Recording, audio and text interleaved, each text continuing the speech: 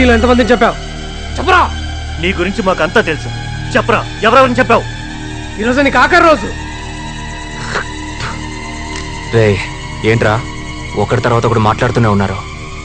నేనెక్కడ పుట్టింది, ఎలా పెరిగింది అన్నీ కనుక్కుంది వీడేగా. ఇప్పుడేంటి అలా ఊరికే నిలబడ్డాడు? అసలు ఏమన్నా మాట్లాడుతున్నాడా? దమ్ముంటే వాడిని నన్ను చంపమని చూద్దాం. శివ, ఏంట్రా ఆలోచిస్తున్నావు? పోలీసుల దగ్గరికి ఏం వెళ్ళదు. అసలు వీడు మనిషే కాదు. ఇప్పుడే ఇక్కడే చంపేవి.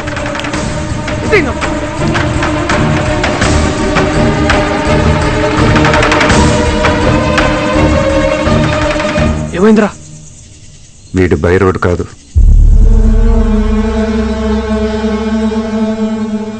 వాడి తమ్ముడు.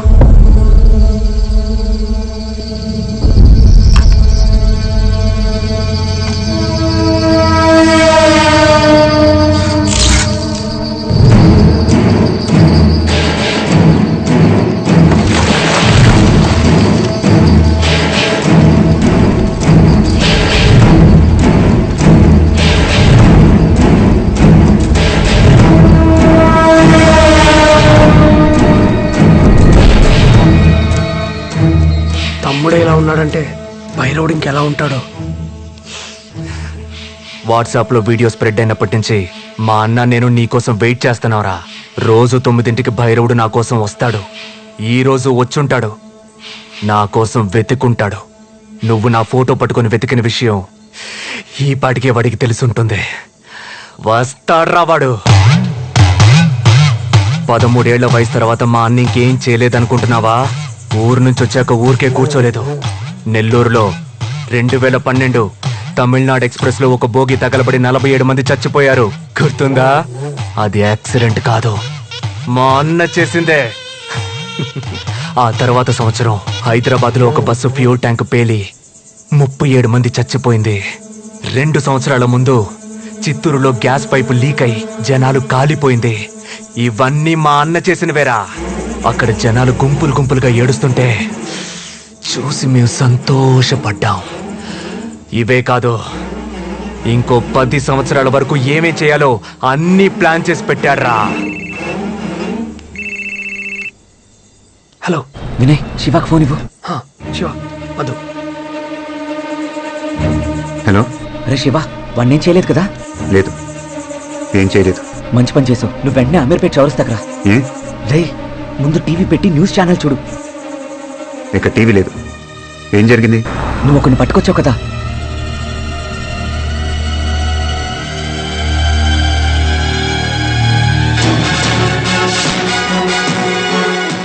ఈ రోజు రాత్రి మా ఛానల్ కు గుర్తు తెలియని వ్యక్తి పంపిన వీడియో చాలా షాక్ కి గురి చేసింది. ఆ వీడియో ఇప్పుడు ఒకసారి మీకోసం.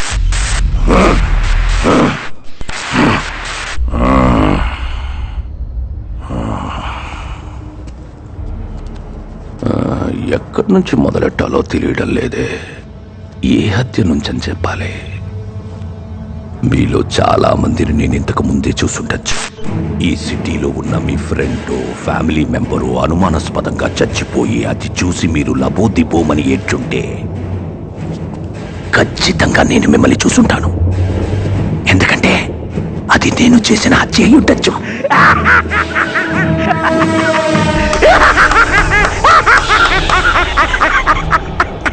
పెరుగుతున్న జనాభాని కంట్రోల్ చేసేందుకు గవర్నమెంటు, భూకంపం, సునామీలా నేను ఒక భాగమే.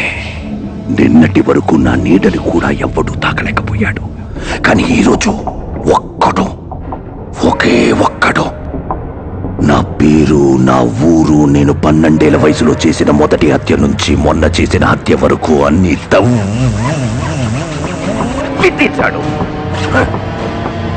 నా తమ్ముడిని ఎత్తుకెళ్ళాడు. వాడు నా తమ్ముడిని వదిలిపెట్టాలి, లేదా నేనేం చేస్తానో చెప్పే ముందు ఈ బ్రిడ్జిని కొంచెం చూడండి. మెట్రో ట్రైన్ పనులు మొదలుపెట్టినప్పుడే నేను పనిలో చేరాను. ఇక్కడున్న ఒక్కో పిల్లర్ కన్స్ట్రక్ట్ అవుతున్నప్పుడే పిల్లర్ కి ఒక్కొక్కళ్ళని చంపి అందులో పూడ్చిపెట్టాడు. 23 పిల్లర్లు, 23 శవాలు. మీ ఇంట్లో ఎవరైనా మిస్ అయి ఉంటే ఇందులో ఏదో ఒక పిల్లర్లో ఉండే ఛాన్స్ ఉంది. పేర్లు, డీటెయిల్స్ తర్వాత వస్తాయి. అది ఈ మెట్రో ట్రైన్ ఓపెనింగ్ రోజు ఈ విషయం బయట పెట్టాలనుకున్నాను. సిటీ అంతా సంతోషంగా ఉన్నప్పుడు ఇది చూసి జనాలు గుంపులు గుంపులుగా కుటుంబాలుగా ఏడుస్తుంటే అది చూసి ఆనందపడాలని ప్లాన్ చేశాం. ఓ నాయనో, మా అమ్మ, మా అక్క, మా తమ్ముడు, మా చెల్లెలు,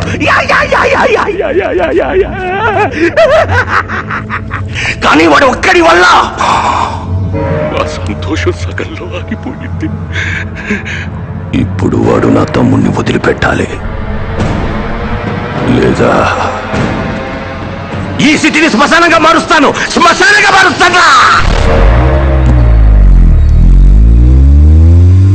హత్యకు గురైన మృతుల వివరాలు: pillar number 17 K Hanumantharao 85, T Srinivasarao 130, Sudhakar 149, G Lalitha 160, Mohammed Saida 160.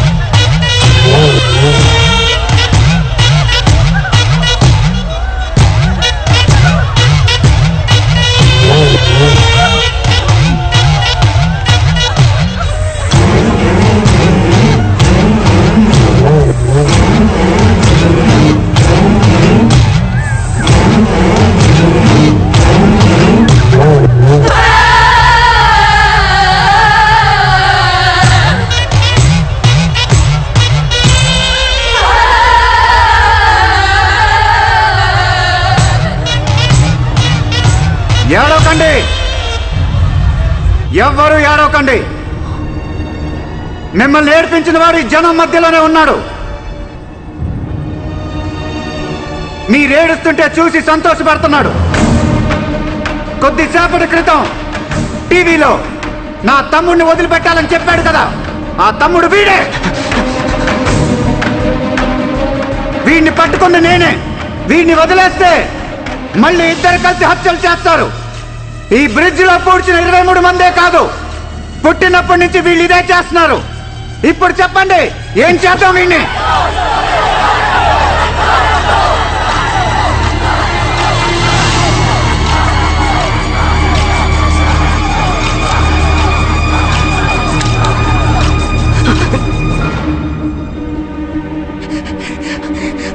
అన్నా, అన్నా, అన్నా! ఎదుటోళ్ళ ఏడుపుని చూసి సంతోషించే మృగాను కదరా నువ్వు. ఇప్పుడు నవ్వరా. నీ తమ్ముడు ఏడుస్తున్నాడు కదా, నవ్వు. అన్నా, వీడిని వదలొద్దన్నా. రేయ్, నీకు దమ్ముంటే చంపరా. ఇక్కడ నాకేమన్నా జరిగితే ఈ సిటీని శ్మశానంగా మార్చేస్తాడు. ఇప్పుడు మా అన్న ఏడుస్తున్న దానికంటే వీణ్ణి ఎందుకు చంపాన్రా అనుకునేలా నిన్ను 100 రెట్లు ఎక్కువగా ఏడిపిస్తాడు. ఎవరిని ఏడిపిస్తారో మేం చూసుకుంటాం.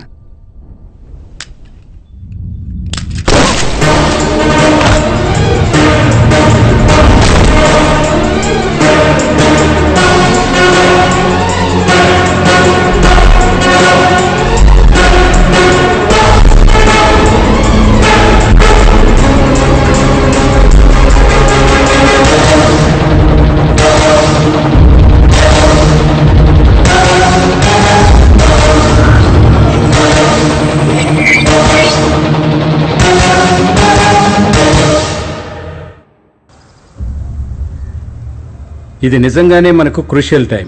సిటీలో మిస్సింగ్ కేసులన్నీ పెద్ద థ్రెట్గా తయారయ్యాయి. ఏం జరిగి ఉంటుందనేది నిన్న రాత్రే మనకు ఒక క్లియర్ వ్యూ దొరికింది. యాక్చువల్గా పిల్లర్స్లో పూడ్చిపెట్టిన వాళ్లే కాకుండా ఇంకా చాలా మంది విక్టిమ్స్ ఉండొచ్చని సస్పెక్ట్ చేస్తున్నాం.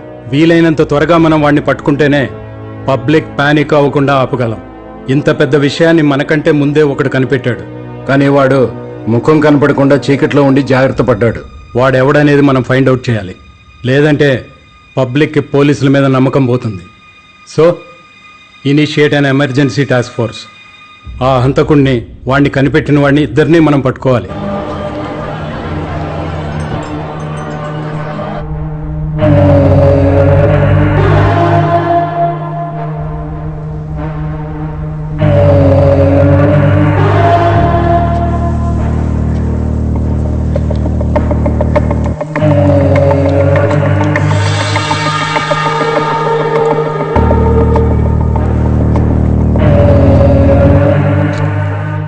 నువ్వు చెప్పిన డీటెయిల్స్ బట్టి ఒక విషయం క్లియర్గా అర్థమవుతుంది.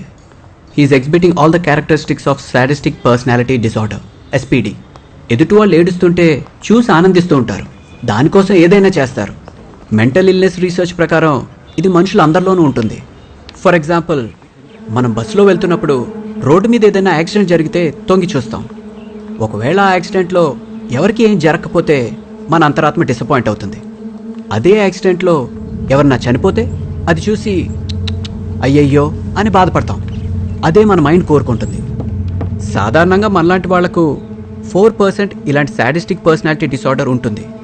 లాస్ట్ ఇయర్ కాలిఫోర్నియాలో జరిగిన ఓ రీసెర్చ్లో ఇది 4 to 6%కి ఇంక్రీజ్ అయిందని కనిపెట్టారు. మనుషుల్లో మానవత్వం తగ్గినప్పుడు ఇలాంటి వాళ్ళు పుట్టుకొస్తారు. It's dangerous.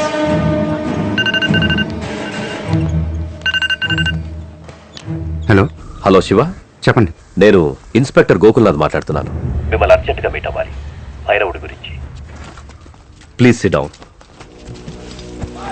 Hope you remember me. మా అబ్బాయిని లాస్ట్ మంత్ 16th కిడ్నాపర్ నయ్యం నుంచి మీరే కాపాడి తీసుకొచ్చారు. Of course sir. భైరవుడి కేసు అనఫీషియల్ గా మీరే డీల్ చేస్తుండొచ్చని గెస్ చేశాను. నా సోర్సెస్ నుంచి నేను అది కన్ఫర్మ్ చేసుకున్నాకే మిమ్మల్ని వెంటనే కలవాలని డిసైడ్ అయ్యాను. మా హయ్యర్ అఫీషియల్స్ కి భైరవుడికి సంబంధించిన కొంత ఇన్ఫర్మేషన్ వచ్చింది. అది మీకు తెలిస్తే ఏదైనా హెల్ప్ అవ్వచ్చు.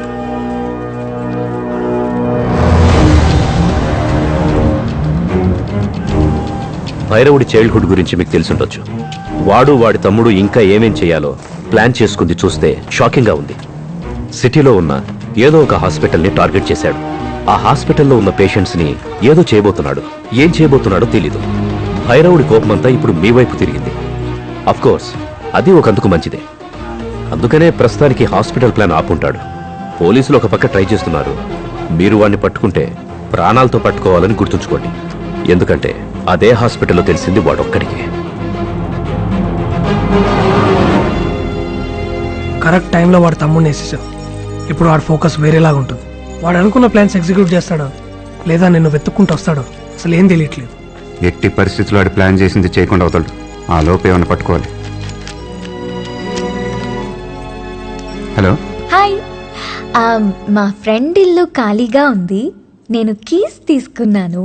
స్విమ్మింగ్ పూల్ కూడా ఉంది. We can have a nice drink. నీకు అలాంటి ఐడియా ఏమైనా ఉందా? ఏం ఐడియా? యూ వానా join me? One second. Bridge workers list ఇది. కంప్లీట్ లిస్ట్, మెయిన్ లిస్ట్ మాత్రమే ఇది. ఏదో చెప్తున్నావు? నేను నా ఫ్రెండ్ ఇంటి keys, swimming pool, we can have a nice drink. ఎవరికి తెలియకూడదు. ఎవరికి తెలీదు. ఎవరికి తెలియకుండా 4 జెరాక్స్ కాపీలు తీ. మిగతా డీటెయిల్స్ వాట్సాప్ చేయి. ఏదో చెప్తున్నావు ఏంటి? నేనేం చెప్పలేదు, నువ్వేం వెళ్ళలేదు, నువ్వేం పీకక్కర్లేదు. ఫోన్ పెట్టే. ఒక్కొక్కడు ఫేస్బుక్ లో వాట్సాప్ లో సొల్లు కాచుకుంటున్నారు. వీడేమో ఎక్కువ చేస్తున్నాడు. వీళ్ళమ్మ చెప్పింది కరెక్టే. వీడు దానికి సెట్ కాడు. సరే చెప్పమ్మా. ఎరా ఇంటికి రావా? ఆఫీస్లోనే ఉండిపోతావా? వర్క్ కొంచెం ఎక్కువ ఉందమ్మా, కంప్లీట్ చేసుకొని వస్తాను. మీరు పడుకోండి. సరే త్వరగా వచ్చేయ్. అన్నిళ్లలో కరెంట్ ఉంది, మన ఇంట్లో తప్ప. ఒక్కదానే ఉండాలంటే భయం వేస్తోంది. త్వరగా వచ్చేయ్. సరేమ్మా.